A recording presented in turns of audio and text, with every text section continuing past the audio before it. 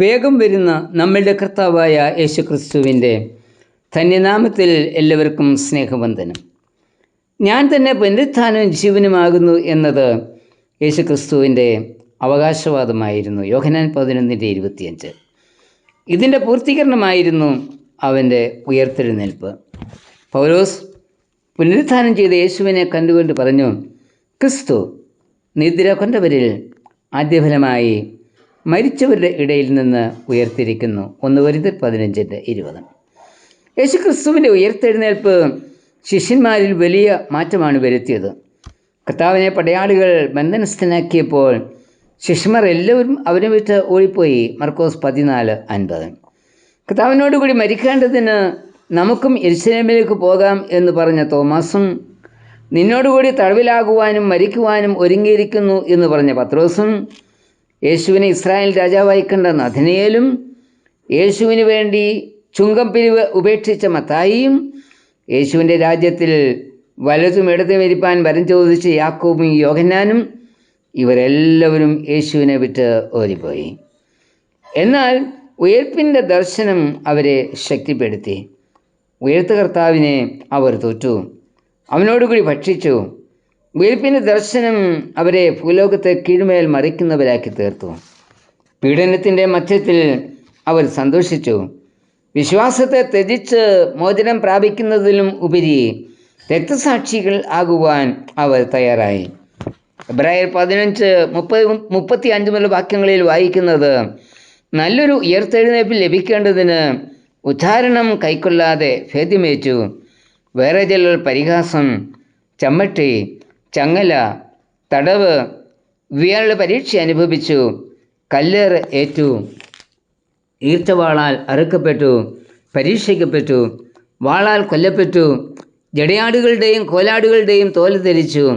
ബുദ്ധിമുട്ടും ഉപദ്രവവും കഷ്ടവും സഹിച്ചു.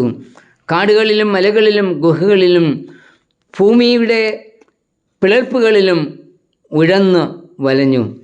ഈ വിധത്തിൽ ഉള്ള പീഡനങ്ങളുടെ മധ്യത്തിൽ ഉറച്ചു നിൽക്കുവാൻ അവരെ ബലപ്പെടുത്തിയത് ഉയർപ്പിൻ്റെ ദർശനമായിരുന്നു. ഉയർപ്പിൻ്റെ ദർശനം നമ്മെ സകല ഭയത്തിൽ നിന്നും വിടുവിക്കുന്നു, പീഡനത്തിൻ്റെ മുൻപിൽ ഉറച്ചു നിൽപ്പാൻ സഹായിക്കുന്നു. ആദിമവിശ്വാസികൾക്കുണ്ടായതുപോലെയുള്ളൊരു പീഡനത്തിൻ്റെ സാധ്യതയിലേക്ക് വിശ്വാസവും നീങ്ങിക്കൊണ്ടിരിക്കുന്നത്. വിവിധ രാജ്യങ്ങളിൽ ഇന്ന് മത തീവ്രവാദികൾ വിശ്വാസികളെ തട്ടിക്കൊണ്ടുപോവുകയും മതം മാറ്റുകയും ചെയ്യുന്നു. അനേകരെ കഴുത്തറുത്ത് കൊല്ലുന്നു. മതം മാറുക, അല്ലെങ്കിൽ മോചനദ്രവ്യം നൽകുക, അതുമല്ലെങ്കിൽ രാജ്യം വിട്ടുപോവുക. ഈ അന്ത്യശാസനമാണ് പല തീവ്രവാദി സംഘടനകളും ക്രിസ്ത്യാനികൾക്ക് നൽകിക്കൊണ്ടിരിക്കുന്നത്. നാം കരുതുന്നത് എനിക്ക് പ്രശ്നങ്ങളൊന്നുമില്ലല്ലോ എന്നാൽ പീഡനത്തിൻ്റെ മാറ്റൊലി അധിക വിദൂരമല്ലാതെ നമ്മുടെ മുൻപിലും ഉണ്ടെന്നുള്ളത് മറക്കരുത്. പീഡനങ്ങളുടെ മധ്യത്തിൽ ഉറച്ചു നിൽക്കണമെങ്കിൽ ഉയർപ്പിൻ്റെ ദർശനം നമുക്കും ഉണ്ടായേ മതിയാകും. യേശുക്രിസ്തുവിൻ്റെ ഉയർത്തെഴുന്നേൽപ്പ് നമുക്ക് വലിയ പ്രത്യാശയാണ് നൽകിയിരിക്കുന്നത്. ആദ്യഫലമായി ക്രിസ്തു ഉയർത്തെഴുന്നേറ്റിരിക്കുന്നതിനാൽ അവൻ്റെ വരവെങ്കിൽ ക്രിസ്തുവിനുള്ള എല്ലാവരും ഉയർത്തെഴുന്നേൽക്കും. 1 കൊരിന്ത്യർ 15:23. പൗലോസ് പറയുന്നത്, ഈ ദ്രവത്വമുള്ളത് അദ്രവത്വത്തെയും ഈ മർത്യമായത് അമൃതത്തെയും ധരിക്കും. മരിച്ചവർ അക്ഷയരായി ഉയർക്കും. ജീവനോട് ശേഷിക്കുന്ന ക്രിസ്തുവിനുള്ള എല്ലാവരും രൂപാന്തരം പ്രാപിക്കും. 1 കൊരിന്ത്യർ 15:52-53 വാക്യങ്ങൾ. ക്രിസ്തുവിൽ മരിച്ച് ഉയർത്തെഴുന്നേറ്റവരും ജീവനോട് ശേഷിക്കുന്നവരിൽ ക്രിസ്തുവിനോടുകൂടി ജീവിക്കുന്നവരും ഒരുമിച്ച് മേഘങ്ങളിൽ എടുക്കപ്പെടും. ഇങ്ങനെ നാം എപ്പോഴും കർത്താവിനോട് കൂടെ ഇരിക്കും. 1 കൊരിന്ത്യർ 16:17 വാക്യം. മരണത്തിൽ നിന്ന് ഒരു ഉയർത്തെഴുന്നേൽപ്പ് നമുക്കുണ്ടെന്ന് നാം കർത്താവിനോടുകൂടി ആയിത്തീരും എന്നും ഉള്ള പ്രത്യാശയാണ് കർത്താവിൻ്റെ ഉയർത്തെഴുന്നേൽപ്പ് നമുക്ക് നൽകുന്നത്. കർത്താവ് പറഞ്ഞു, എൻ്റെ പിതാവിൻ്റെ ഭവനത്തിൽ അനേക വാസസ്ഥലങ്ങൾ ഉണ്ട്. ഞാൻ നിങ്ങൾക്ക് സ്ഥലമൊരുക്കുവാൻ പോകുന്നു. സ്ഥലമൊരുക്കിയാൽ ഞാൻ ഇരിക്കുന്ന ഇടത്ത് നിങ്ങളും ഇരിക്കേണ്ടതിന് പിന്നെയും വന്ന് നിങ്ങളെ എൻ്റെ അടുക്കൽ ചേർത്തുകൊള്ളും. യോഹന്നാൻ 14:2-3 വാക്യങ്ങൾ.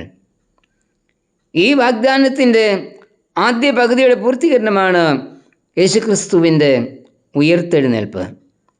നമ്മെ അവനോടുകൂടി ചേർപ്പാനായി അവൻ വീണ്ടും വരും. ഈ വാഗ്ദത്തത്തിൻ്റെ പൂർത്തീകരണത്തിനായി ഇനി നമുക്ക് കാത്തിരിക്കാം. അതേ, കർത്താവിനായി ഒരുക്കപ്പെട്ട തൻ്റെ സഭയെ ചേർപ്പാനായി താമസമന്യേ അവൻ വീണ്ടും വരും.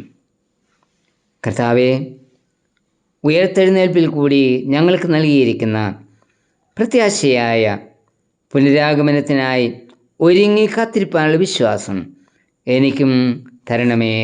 ആമേൻ.